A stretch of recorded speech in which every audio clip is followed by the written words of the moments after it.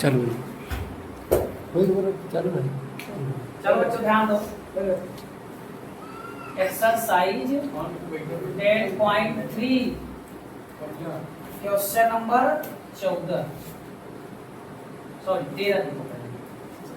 काफी जबरदस्त क्वेश्चन है। क्वेश्चन नंबर 13 बहुत जबरदस्त क्वेश्चन है। ए बी सी मात्रक सदिश है। कैसे सदिश है?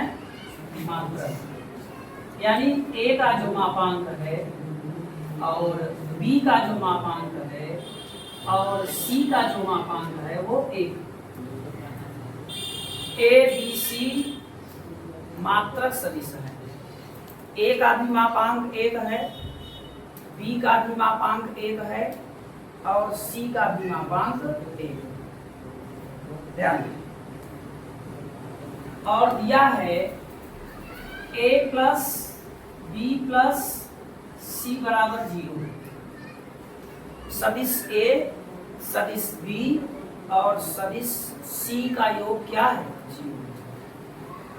तो कह रहा है आपसे a dot b plus b dot c plus c dot a ये वैल्यू बताइए। देखिए कैसे सॉल्व करेंगे। काफी आसान क्वेश्चन है बच्चों। 3 सदिश हैं।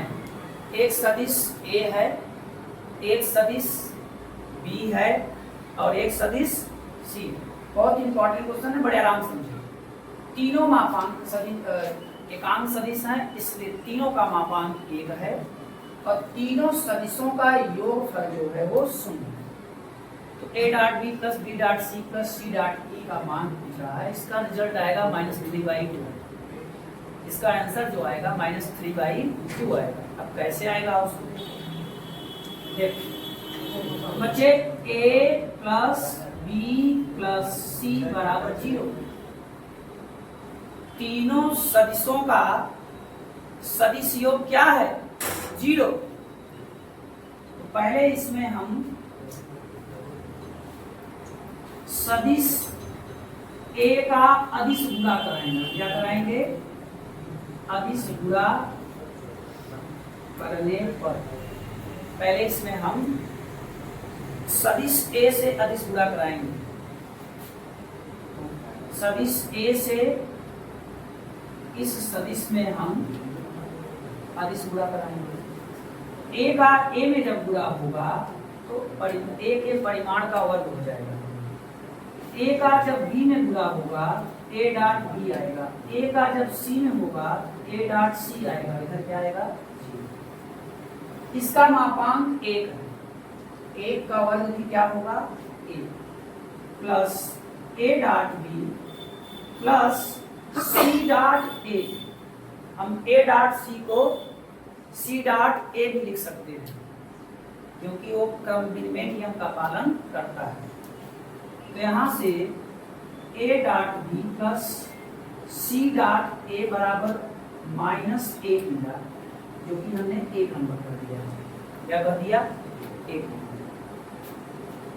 अब हम सदिश b का अदिश गुणा कराएंगे। ऐसा नहीं हम किससे किससे कराएंगे, तीनों से कराएंगे। एक बार a से, एक बार b से, एक बार c से।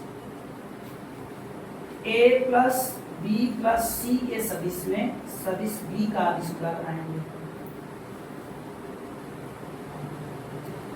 b का a में होगा b डॉट a, b का b में होगा b के परिमाण का वर्ग, b का c में होगा b डॉट c। इधर क्या आएगा?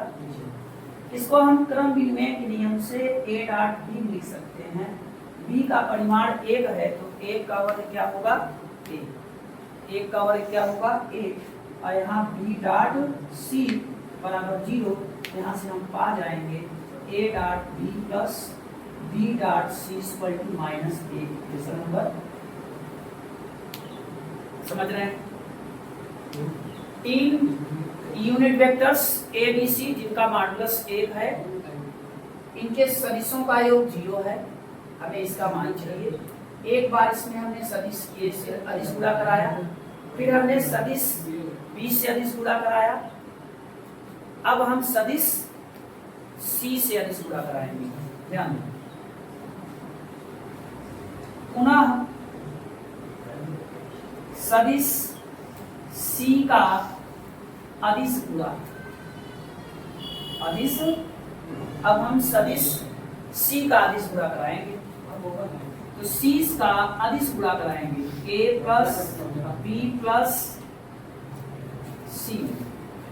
तो सी का ए में कराएंगे तो हो जाएगा सी डॉट ए, सी का बी में कराएंगे सी डॉट बी, सी का सी में कराएंगे सी के परिमाण का वर्ग, और ये 0 से गुणा करेगा इसलिए 0 होगा।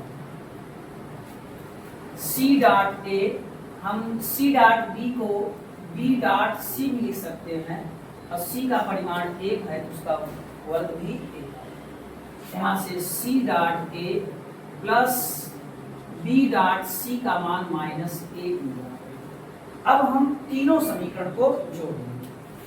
समीकरण 1 प्लस 2 प्लस 3 से ध्यान से देखिए, राइट साइड देखें, -1 -1 तो जुड़ के -3 हो गया। Left side A dot B 2 बार है, सी डॉट ए 2 बार है, बी डॉट सी 2 बार है। इसको ऐसे लिख सकते हैं 2 A dot B plus B dot C plus C dot A. यहाँ से A dot B, B dot C, C dot A की वैल्यू मिल गया -3/2। यही हमारा आंसर। तीनों सदिश जोड़ो, ए डॉट बी 2 बार, सी डॉट ए 2 बार, बी डॉट सी 2 बार। तो हमने ले लिया कॉमन, और राइट साइड -1 क्या हो गया -3। यहाँ से हमें इसका मान मिल गया -3/2। ये हमारा आंसर है। आइए क्वेश्चन नंबर 14 देखते हैं। क्वेश्चन नंबर 14 ध्यान दें, कहा गया है सदिश ए शून्य सदिश है या सदिश बी शून्य सदिश है, तब ए डॉट बी शून्य आएगा। प्रतिलोम, परंतु विलोम का सत्य होना आवश्यक नहीं है। विलोम का सत्य होना आवश्यक नहीं, परंतु विलोम का सत्य होना आवश्यक नहीं। इसका अर्थ हुआ ए डॉट बी, परंतु विलोम का सत्य होना आवश्यक नहीं है। इसका अर्थ है कि ए डॉट बी, सदिश ए और सदिश बी के अदिश गुणन का मान 0 हो, इसके लिए सदिश ए या सदिश बी का 0 सदिश होना जरूरी नहीं। विलोम में ये दोनों आ गए, विलोम में ये आ गए, ये विलोम में आ गए। इसके 0 होने के लिए सदिश ए और सदिश बी के अदिश गुणन का मान 0 हो, इसके लिए ये जरूरी नहीं है कि सदिश ए 0 वेक्टर हो या फिर सदिश बी 0 वेक्टर हो, ये जरूरी नहीं। अब चेक करते हैं क्या इसके 0 होने में इनकी सहभागिता है, क्या ये 0 लेंगे तभी ये 0 होगा। आओ देखो, तो ए डॉट बी बराबर होता है ए का परिमाण बी का परिमाण का थीटा। बच्चों यदि थीटा बराबर 0 डिग्री में, सॉरी 90 डिग्री में, अर्थात हम ये कहें कि सदिश ए और बी लंबवत है, तब ए डॉट बी बराबर होगा ए का परिमाण बी का परिमाण cos 90 डिग्री। तो ए डॉट बी बराबर होगा ए का परिमाण बी का परिमाण इंटू 0, cos 0 90 डिग्री का वैल्यू क्या होता है 0। तो ए डॉट बी बराबर 0 आ गया। तो बताइए क्या हमने सदिश ए जो कि शून्य सदिश कहा है या सदिश बी जो कि शून्य सदिश कहा है का परिमाण 0 रख कर 0 लाया नहीं, हमने उसका प्रयोग ही नहीं किया। मैंने ये कहा यदि थीटा, पहले ए डॉट बी का फार्मूला लिखिए, दो सदिश के अदिश गुणन का फार्मूला लिखिए, तो ए का परिमाण बी का परिमाण cos थीटा ये होता है। अगर हम थीटा 90 रख दें तब भी 0 आ रहा है, तो लिखेंगे अतः ए डॉट बी बराबर 0 हो के लिए सदिश ए शून्य वेक्टर या सदिश बी शून्य वेक्टर का होना आवश्यक नहीं है। ए डॉट बी बराबर 0 तब भी हो सकता है जब ए व बी परस्पर लंबवत हो। ये इसका असर है कि ए डॉट बी का वैल्यू 0 हो। इसके लिए विलोम माने इनका होना जरूरी नहीं है कि ये 0 होंगे तभी उसका रिजल्ट 0 आएगा, ये जरूरी है।